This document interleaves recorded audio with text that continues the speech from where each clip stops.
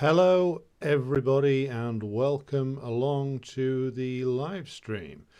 And I am seeing that we've already got some people present in the chat. So let's say hello to Slava over there in Chicago. Hello to A Dingo Ate Me Baby. Always good to see you. Cosmos, hello. Red Star Betty, hello, comrade. And Ash, all the way down the other end of the world in Australia. Hello, how's it looking down there today? So, we are live tonight, looking at the ongoing theme, shall we say, of the events in France and the various discussions that we need to have around that. Good evening to Christoph Johansson, all the way from Germany. My commiserations on still being ruled by Olaf Scholz, but then again we're ruled by Rishi Sunak. So really, who's losing hardest here? Hello to Morgan, and hello to Nick Wilson, hello to Roddy, hello to Ian David's disappointed father. Good name. And hello to anybody else who's lingering out there. Hello to probably the GCHQ man who's been given the job of monitoring the stream for tonight. Hope you're settling in for a long evening. So the reason why I entitled this The Myths of 68 is because, not because I wanted to revisit the collected works of Tariq Ali, though if there's a particular enthusiasm for that we could do it, but more because I think that the understanding of 1968, and more particularly the understanding of what it meant in American terms and in French terms in particular. Well, there's also Italy, but that's less well known in the Anglosphere anyway.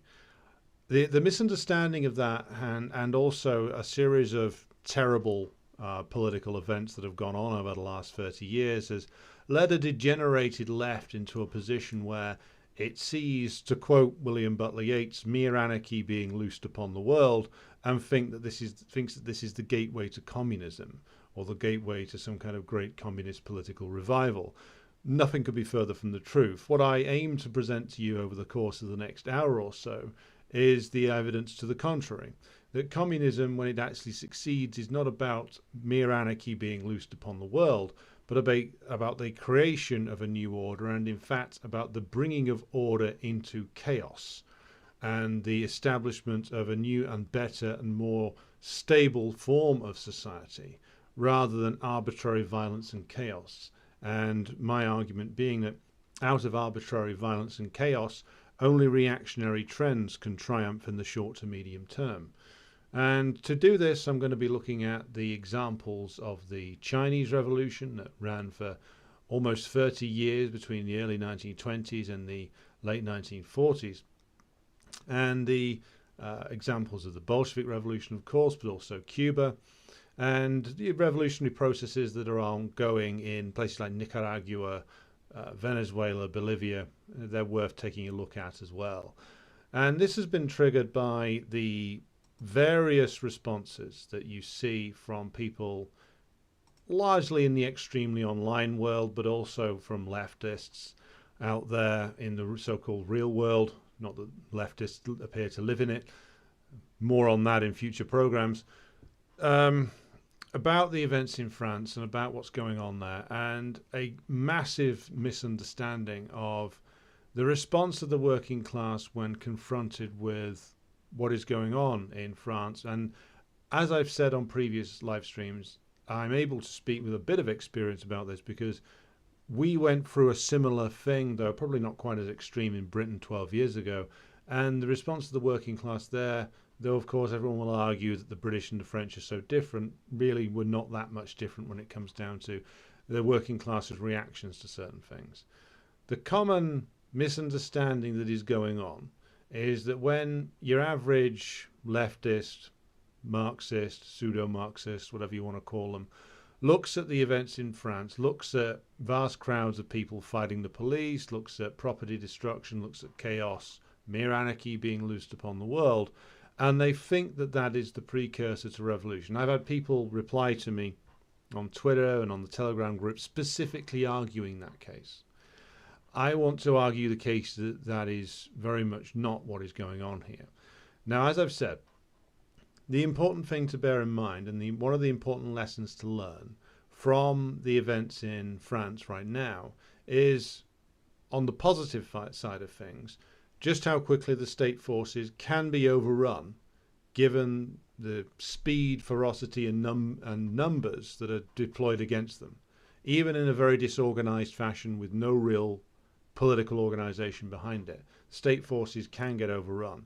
So that is an important lesson to learn, given that they can't rule just by brute force. And even the worst fascist state, even though it relies on an awful lot of brute force, still has something of a constituency. Its main constituency, of course, being the bourgeoisie themselves, and the extended constituency, of course, being layers within the petty bourgeoisie and within the lumpens. And this is very much the case if you study Mussolini's regime and, of course, the Hitlerite regime in Germany. It had roots in different social classes. It wasn't just a case of it being reliant purely on brute force. It had to foster and maintain a certain constituency. All capitalist regimes do, even the most brutal. So the point about this is that the forces of the state can be overwhelmed temporarily, and that's an important lesson to learn. So we need not be governed by fear that the worst tyranny awaits us, so to speak. That we cannot be governed by a fear of the state forces. The state forces can be, and have been in many times in the past, temporarily defeated. What that lesson should not then lead us to is to a mistaken conclusion that the temporary setbacks faced by the state forces are necessarily leading to positive outcomes.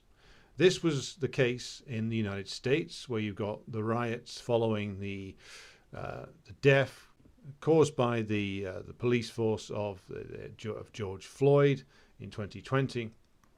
What happened there was an initial protest that rapidly degenerated into lumpen gangs rioting, burning things, and you then ended up with all kinds of political outcomes which were very much anti-proletarian. I'm talking, of course, of the deeply embarrassing and bizarre, not to mention deadly, Capitol Hill Autonomous Zone, CHAZ for short, and various other experiments that went on that seemed to be like something that just came out of a Michael Winner movie in the 1980s.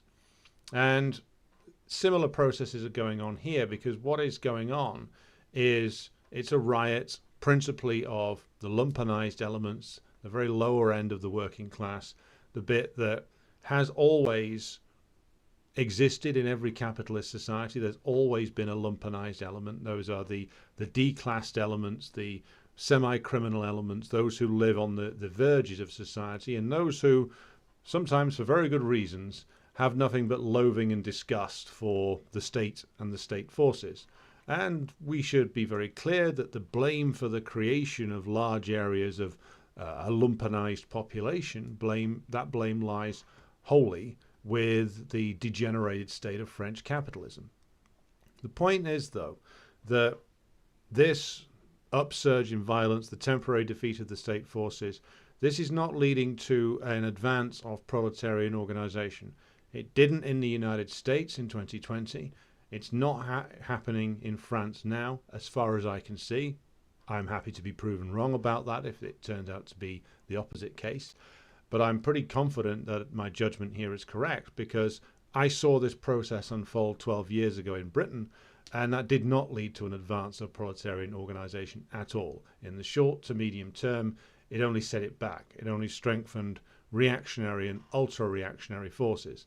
By the time the riots here in 2011 had petered out, you had got large elements of the working class calling for the army to be deployed to restore order in London in particular, and of course significant developments in terms of the various shopkeepers, many of whom were of Turkish, Iraqi, and other Moroccan and other North African nations, people who are from there or who were second generation migrants whose parents had come from there, who were either small business owners or householders, going out in vast numbers armed with scaffolding poles to defend their areas from rioters. This was not something that was building class solidarity or a wider sense of radical proletarian class consciousness.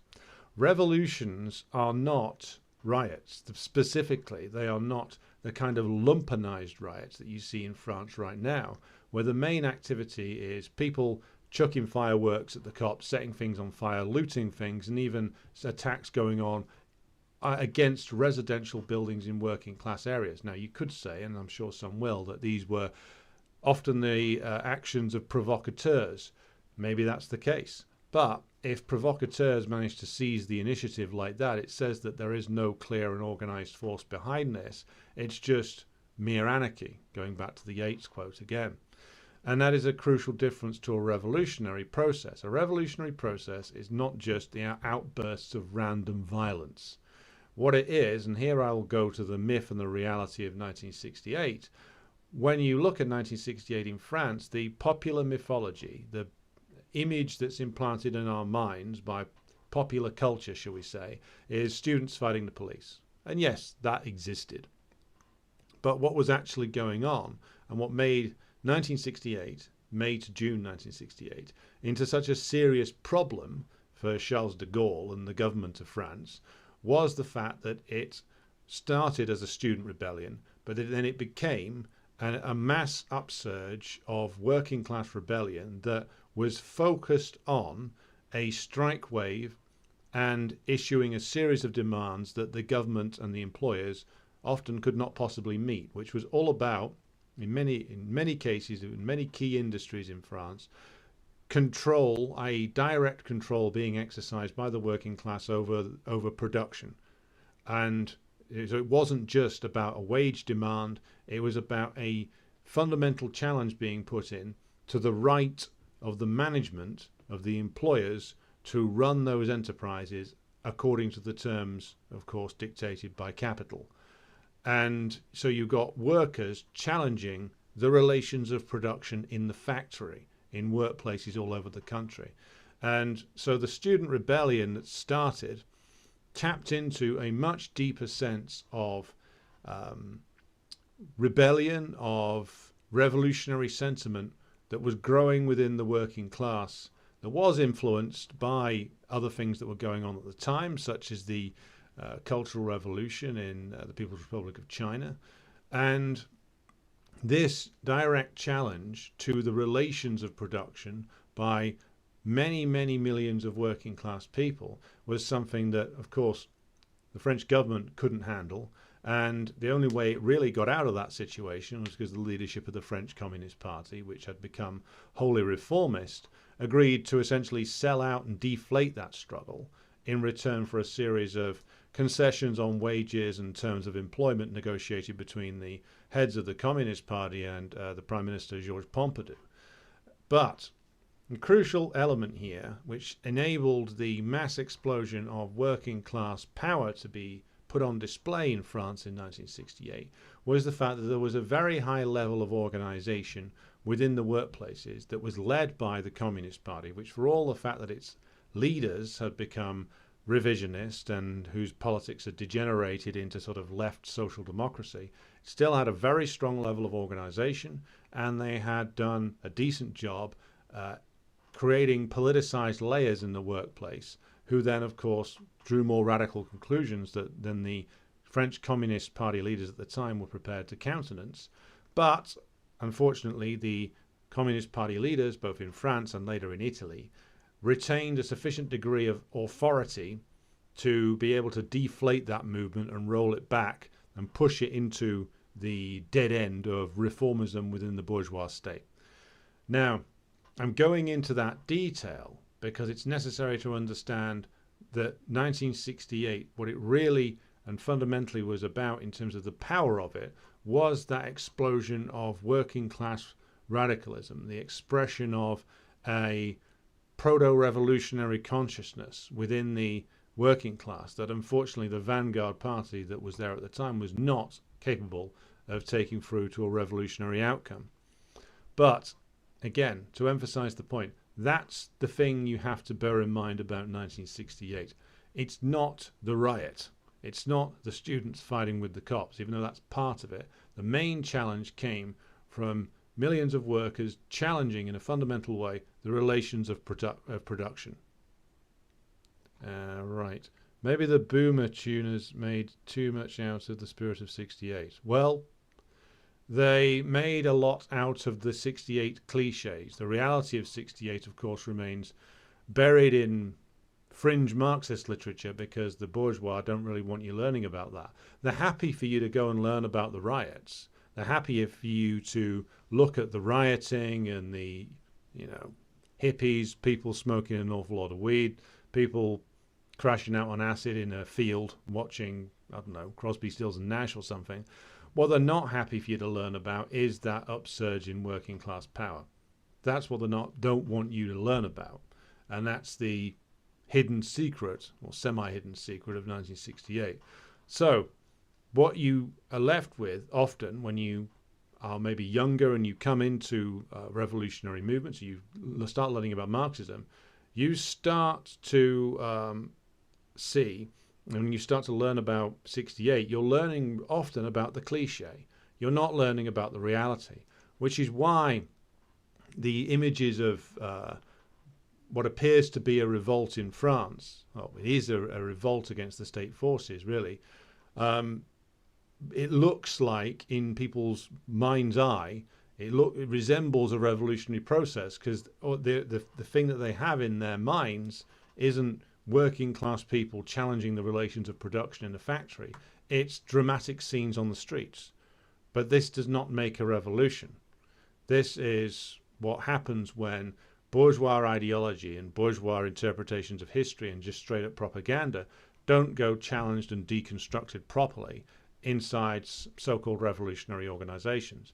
You end up with a mess, with people who believe that just getting enough people out onto the street and just fighting the cops for a few days and just putting enough pressure on the state is going to be enough to secure the implosion of the Fifth Republic in France or the implosion of the British government here. That is not the case. And one of the big problems that we face at the moment, and this is a problem of the all the movements in France that have challenged Macron since 2017 to 18, is that they are not moving beyond, largely, the current relations of production. The Gilets jaunes, which ran in 2008, 2018, 19 into 2020, the reality of that was that, of course, it starts as a revolt of the hidden and forgotten areas of France over a fuel tax levy that mushroomed and tapped into a greater degree of frustration, and of course was met with great violence from the police, as the French police always react like that to everything.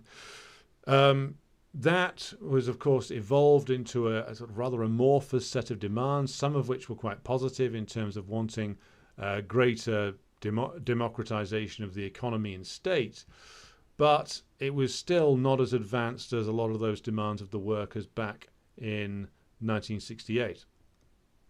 It still is fundamentally asking the state to reform itself, which of course the French state can't do any more than the British state, because French capitalism has degenerated to the point where it has become largely, if not completely, unproductive. Again, it is a fetter on production, not something which is revolutionizing production any longer. It is an imperialist system focused mainly on the movement of capital rather than the production of commodities, and of course the looting of colonized nations such as Mali and other places in North and West Africa.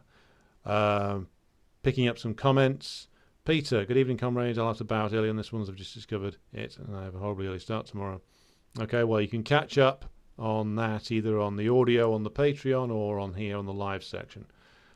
The comment from Philbin. Well put, we in the States overlook real political power achieved and sustained by Labour in France. It remains a husk in the US despite resurgent interest.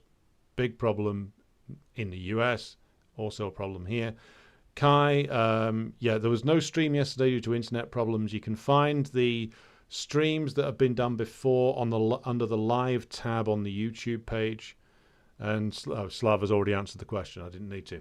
So the point I am dwelling on here is that an event, any political event, such as a riot, such as a demonstration, when you're growing up, or at least when I was growing up into politics in the early 2000s was when I first became active, and I was still a teenager.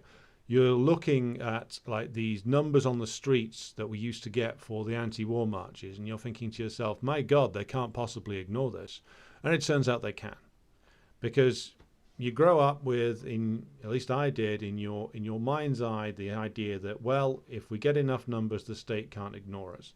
But the state employs people who maybe behind the scenes, some of the intelligence people, spy agency people, can look and take something of a gauge of the temperature in a society. They can gauge what they can get away with and what they can't. And they gambled successfully in 2003 that they could get away with the war, that there was not going to be enough militant opposition to really make an issue out of it for them. And unfortunately, they gambled correctly.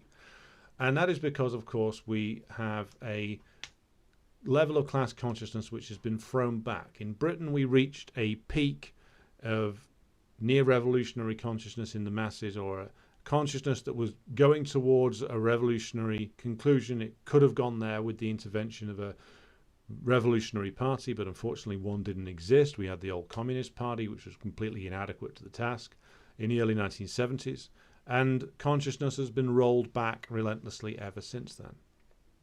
And this is the same in France, even though everybody says, oh, France, totally revolutionary. And yes, they've retained more of a broader sense of class consciousness, I would say, than we in Britain have, but they've still been impacted by years of counter-revolutionary events going on, of fragmentation and atomization of the working class.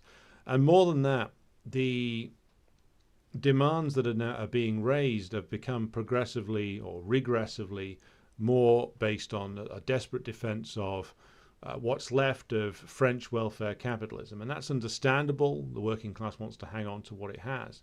But we've come a long way from the period in 68 where the working class was directly challenging the relations of production. And now you have these riots where you have had a broad-based opposition to Macron going on for 5-6 years now. Hello to Zuleika. And to Kai, I'll say, don't worry about the sexual revolution stream and fallout from that. I'm going to be visiting Nat later in this week, so it will happen. So the point is that now we're in the situation where you get what is essentially a lumpenized riot. What you now face is, because you have this something of a development of class consciousness, but it is now been set back, because now the mood in large elements of the working class in France, as it was here 12 years ago in Britain, is not about challenging Macron anymore. It's wanting to restore order in working class areas. So the setback here is that the immediate and medium-term beneficiary of this looks set to be Marine Le Pen and her party, Rassemblement National. And the problem there will be that, of course, French capitalism needs somebody to come in and stick the boot in. And, of course, they'll stick the boot in on the lumpenized areas. They will let the police go wild against the North African populations, which is what the French police like to do. And there'll be a lot of racialism, of course. There'll be a lot of tub-thumping anti-immigrant stuff. You can already see a lot of the quite frankly, anti-Arab and anti-black discourse being wheeled out amongst certainly many people in the online world, proclaiming that it's all about immigration, even though, of course, what you'll find is that the overwhelming majority of people who are participating in these riots, they'll all have been born in France. The huge majority of them will be born in France, and they'll either be like people from second or third generation families whose parents or grandparents came to France in like the 60s and 70s. So this idea that it's all these illegal migrants coming in, that's what's done it. No, it's not. What's done it is the degenerating state of French capitalism, which of course creates ever greater islands of extreme deprivation and also lumpenization. And that's what does this. Yeah, the whole French capitalism uses immigration in the same way that all imperialist states do. They, of course, use it as a manipulation over the rate of wages that are paid. But the idea that this situation was created by mass migration is just simply not the case. It's created by the state of French capitalism. Ash asks, have you read Daniel Singer's Prelude to Revolution about eyewitness accounts of May 68? I haven't actually read that book. I've read some other accounts of it, but I've not got to that one yet. I'll have to add it to the ever-growing list.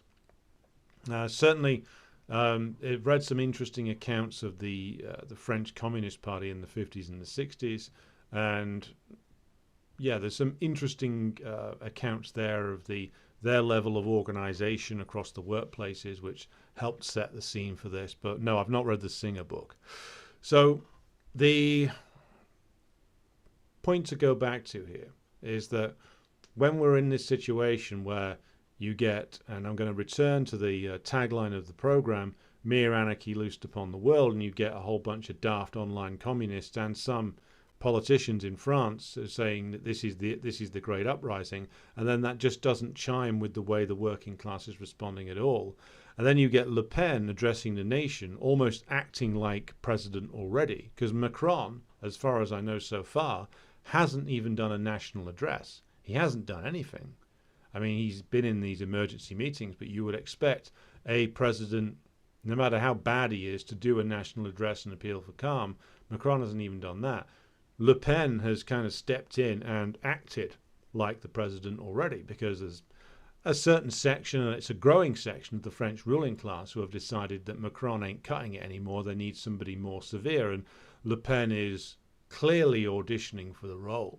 And she's already making threats in her address to the nation that she did about sticking the boot in on what she calls politicized trade unions. Don't need to be a genius to read what that means and what it's really going to mean. And on politicians who associated themselves with disorder, as she put it. So it's clear what she intends to do.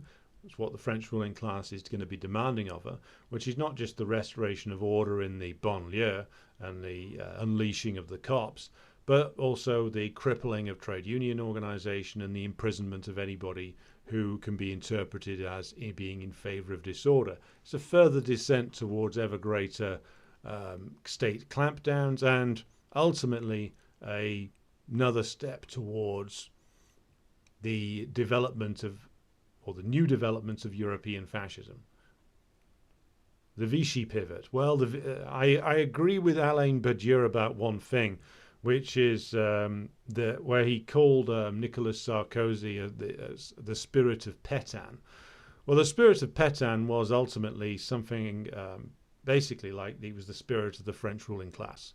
And that's what the Vichy actually represented. It was the bulk of the French ruling class who wanted to use the opportunity, as they saw it, of the Nazis coming in to institute a fascist regime and destroy the organizations of the working class, which is what they wanted to do for years, but they hadn't been able to in the pre-1940 period, and they were able to do it in 1940 to 45.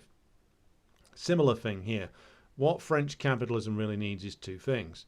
It needs to be able to reassert its control in North and West Africa. It might not be able to do that, but it needs to, just like all the other advanced capitalist nations, destroy the bargaining power of the working class, which is what Le Pen will be brought in fundamentally to do.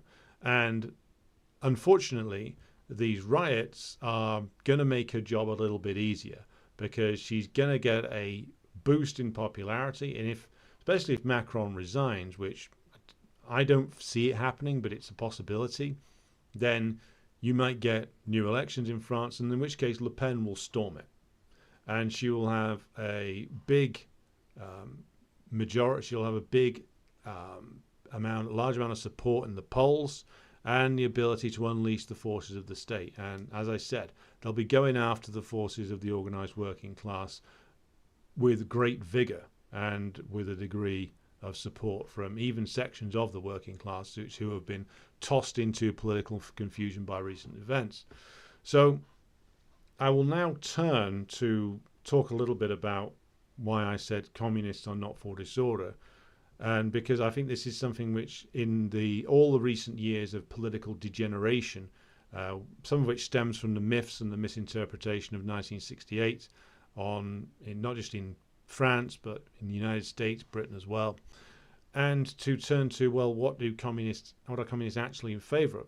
Communists, and here I'll speak mainly for myself, but it is not out of a love of violence and disorder that we see the need for the overthrow of the bourgeois state. It's not because we enjoy smashing things up or just going nuts. It is because we recognise the reality that no ruling class has ever given up its power voluntarily, and no state has ever dismantled itself. So this is the fundamental reality we deal with. And if I thought for a moment that by standing in bourgeois elections and patiently building an electoral machine across the country was the way to secure a revolution in Britain, well, that's what I'd be doing. But that is not the case. It's not the case that the British ruling class are going to give up all their power and all their capital just because somebody wins an election. That's never how they've done things, and it's not how they're going to do things in the future. But it is not out of a love, as I said, of violence and chaos and disorder that we recognize the need for a revolutionary overthrow of the current status quo. It is out of a study of history, out of a knowledge of how ruling classes react when their power starts to slip and the subaltern classes start to move against them.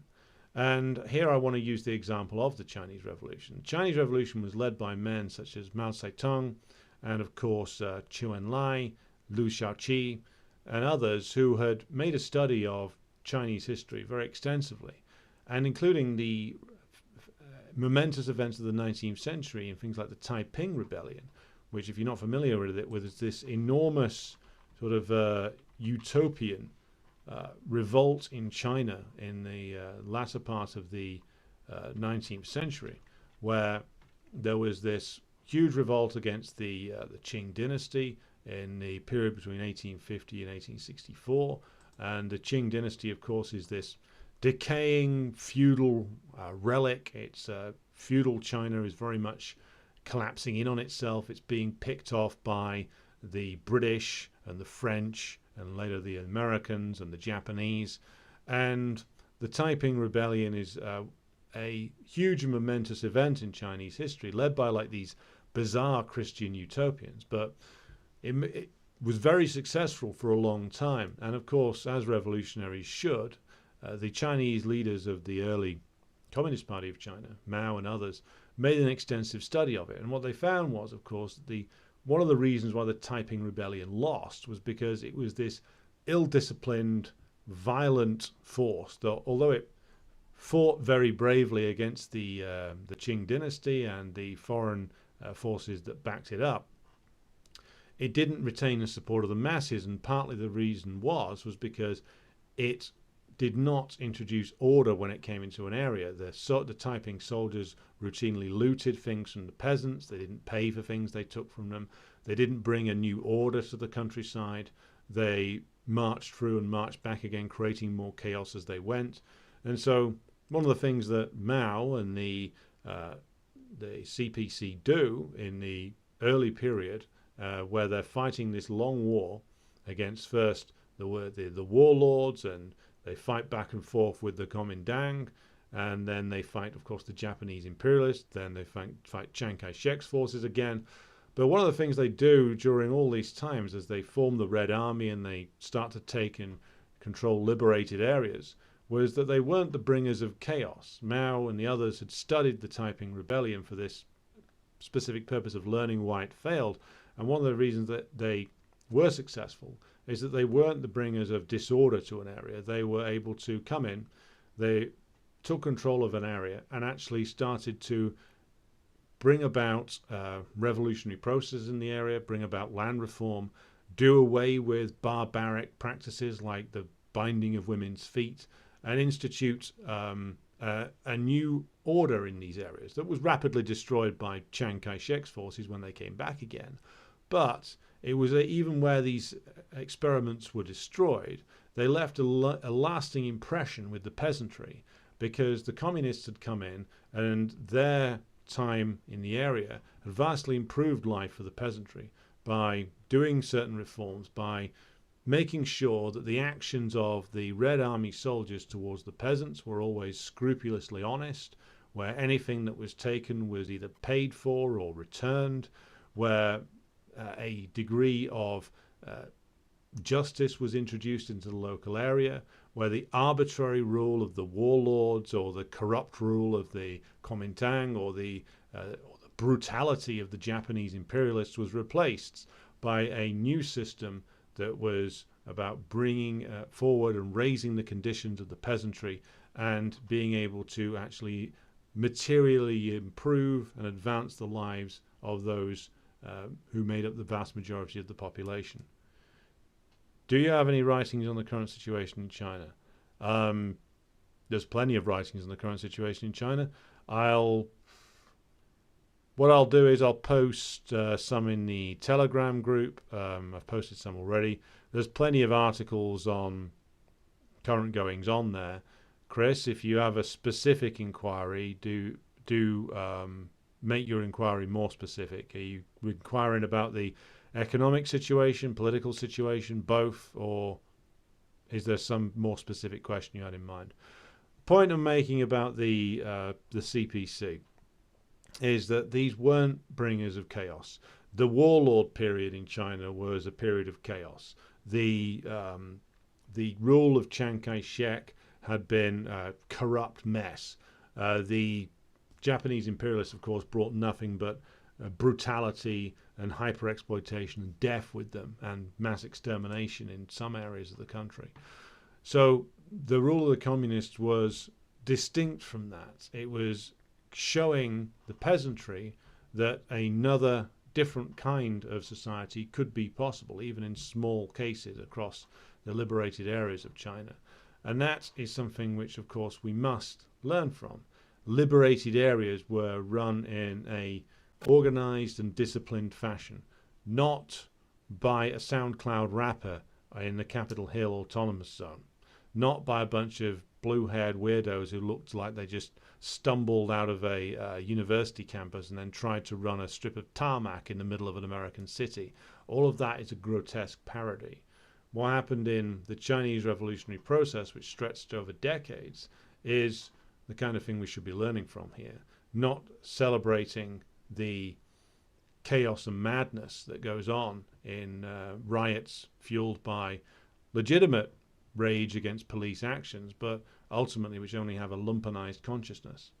HM says, to what extent can Europe's economic problems be blamed on the war? Will Europe be as subservient to the US regarding China as they were on Russia, Ukraine? Well, to answer HM's question, the economic problems in Europe predate the war by, well, at least 14 years.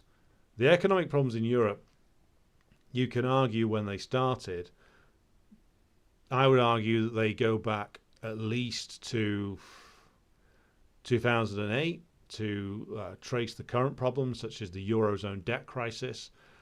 But in reality, they go earlier than that. If you read literature from the 90s, you can see that the very creation of the Eurozone was effectively done for the interests of German capitalism, really. The Eurozone effectively is a bigger rebranded version of the Deutschmark. Without German manufacturing, there is no Eurozone. The French economy couldn't support that. Certainly the Italian economy couldn't. Really, without German capitalism, there isn't a Eurozone. And all of the conditions they were going to put on the single currency were rigged because none of the economies of Europe could actually make it into that new single currency without that rigging of the conditions. because it was something that was seen to be going to be benefiting German capitalism.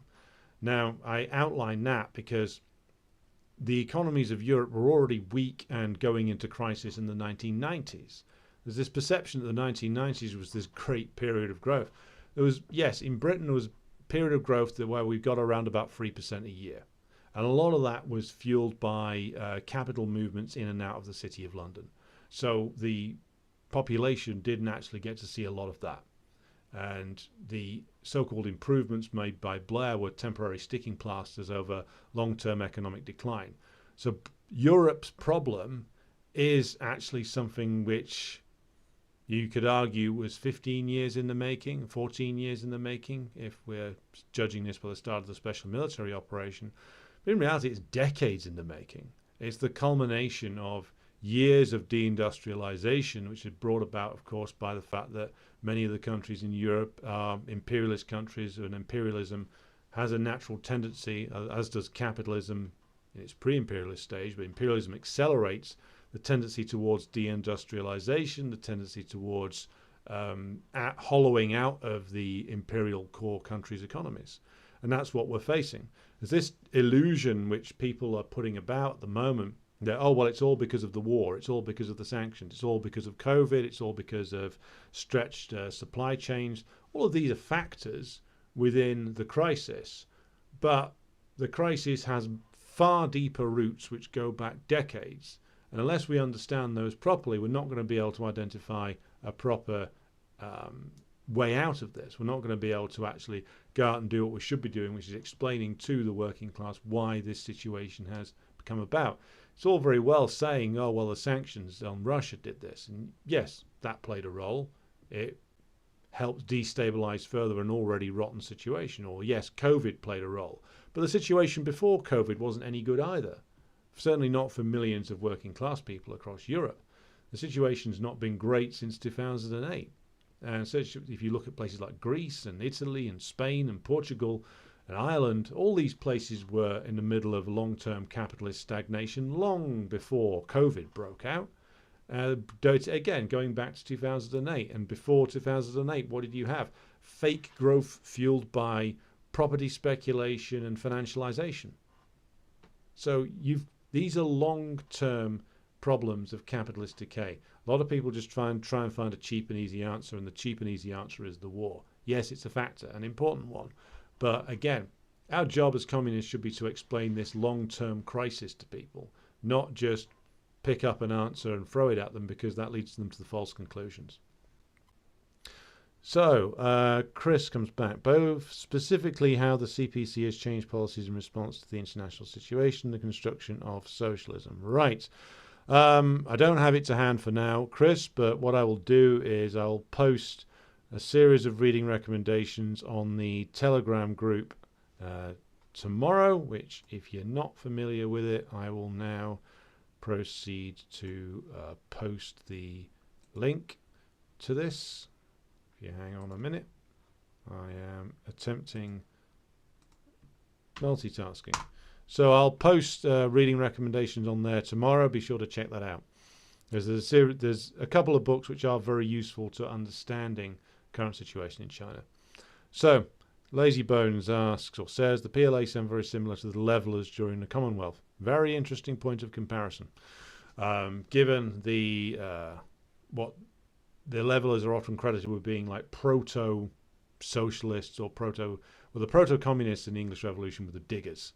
So they're more in line with communism, but the behavior and the rigorous training and conduct of the People's Liberation Army is something to really admire and study. And of course, all of the leaders of the Communist Party and the PLA were great students of history. So going back and looking then at, of course, imperialist countries with advanced stages of degeneration, I will repeat things I've said earlier, but I think these bear repeating. Like the answer for communists is, of course, to be able to properly analyze events like those that are going on in France right now, not just jump on them opportunistically and start screaming, this is the revolution. You have to recognize the class forces in play, what kind of ideology is guiding those who are participating in this. Is it just an ideology of lumpenization, for instance? What is the response of the working class? Is this something which the large elements of the working class shrink back from and away from and are horrified by? What are the reasons for that? Again, communist parties have to be embedded in the masses, because then they can find out and understand how the mood of the masses is changing, and then hope to, of course, change the mood of the masses by their political interventions. At the moment, what the communists are doing in many areas of the world, specifically in the so-called advanced capitalist nations, is they're standing on the sidelines waving flags and saying, my people are rising, I must follow them to see where they're going. And this doesn't lead to positive political conclusions. Again, until we are embedded in the masses of the working class, then we don't stand much of a chance of affecting any of these processes or even understanding them. Because if we were embedded in the masses, even to a small degree, we would understand where the impulses for these revolts are coming from, and also how they were being conducted. And also, we could stand a chance of actually staging interventions to steer these things away from the lumpen path of looting and violence, which is very easy for the bourgeois state to manipulate and turn to its own advantage. And now you see what's going on in France is that, of course, the number of arrests is slowly going down, the riots are petering out, and the state will then launch its clampdown. And you've had a lot of drama, a lot of shouting, and a lot of screaming, and a lot of people agitating themselves, and essentially we're back at square one, which is what happened at the end of the riots here in 2011 in Britain. Same process played out, which is by the end of it, the revolutionary forces in Britain, such as they were, and they are not big, were not a single step forward. Because essentially what had happened was, in these lumpenized riots, nobody took a step forward except the reactionaries. M. Philbin says, no joke, the CPUSA National Committee just released minutes of a meeting where they endorsed Biden. What, already? Oh, God. The CPUSA, and I know some comrades out there might be members of this, but why? Seriously, this is a joke party. This is a joke party. By the way, Communist Party of Britain is no better. It is wedded to the Labour Party. It will not leave that fatal embrace because it's rooted in the trade union bureaucracy.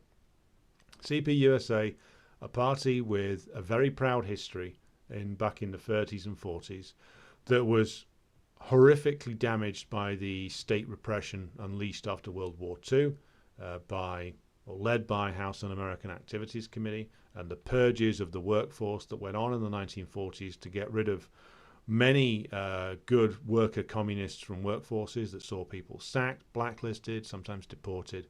And after that, it was severely damaged, but still spied upon heavily by the federal government. But after the 80s and the end of the Gus Hall period, it basically just became a vote Democrat operation completely. And now what you have is a sad joke. I mean, they have been fully on board with every Democrat panic and orchestrated panic since the rise of Trump. And they have been on board with every fake fascist panic, every Democratic Party stunt. And I don't know if they were fully on board with Russiagate, but they were on board with everything else. So a disgraceful organization. One that apparently is completely beyond the control of any decent members that they have. And to be quite frank, I don't know why anybody's bothering wasting their time with it. It might be the great legacy Communist Party of the USA, but honestly, you would be better off building something else now, I think. If Americans out there want to argue the toss about that, make an alternative point by all means. But I see no more point in trying to rescue the CPUSA than I would trying to rescue the Communist Party of Britain. A bureaucratic, defunct joke organization that provided some of the worst people in the Corbyn inner circle. Some truly disgraceful characters came out of that organization. So, I think I've covered all the questions there. Before I wrap up, are there any further questions about anything that I've said, or do comrades out there want to pick up more questions tomorrow? By the way, tomorrow I'm doing an interview on the DPRK with Comrade Dermot Hudson of the Korea Friendship Association. and so that'll be out in audio form. President Jesus says, I think Gerald Horne is part of the CPUSA. Well, given that Gerald Horne publicly endorsed both Pete Buttigieg and, I believe, Beto O'Rourke, that doesn't surprise me. This is, I think, Gerald Horne and people like that are, it's the typical of the old Stalin phrase, which I love quoting, which is that the ultra-leftist deviation is in reality a rightist one. Apparently he's not a member of CPUSA. Maybe he's just a member of the Democratic Party, because that's who he endorses. But that's the same, is that we've got the same problem in Britain. Like, the entire left just orients back to the Labour Party again out of basically a political bankruptcy and political despair. So, I've been going for nearly an hour. Unless there's any more questions, what I'm going to do is I'm going to close the stream there, and I will pick it up again tomorrow when I think we will, given there's a lot of discourse about this at the moment, to go back to Kai's point earlier in the chat, I will go into the successes, failures, and elements where the sexual revolution was never going to succeed. It's mainly going to be a Britain and America focused episode, but other comrades, be sure to feel free to chime in on this one. So I will wrap things up there. Thank you everybody who has commented and asked questions tonight. Thank you to everybody who's tuned in. I've enjoyed the discussion as always. I'll be back again with more tomorrow. But until then, thank you for watching, and you can find the audio for this on the Patreon page. See you all tomorrow.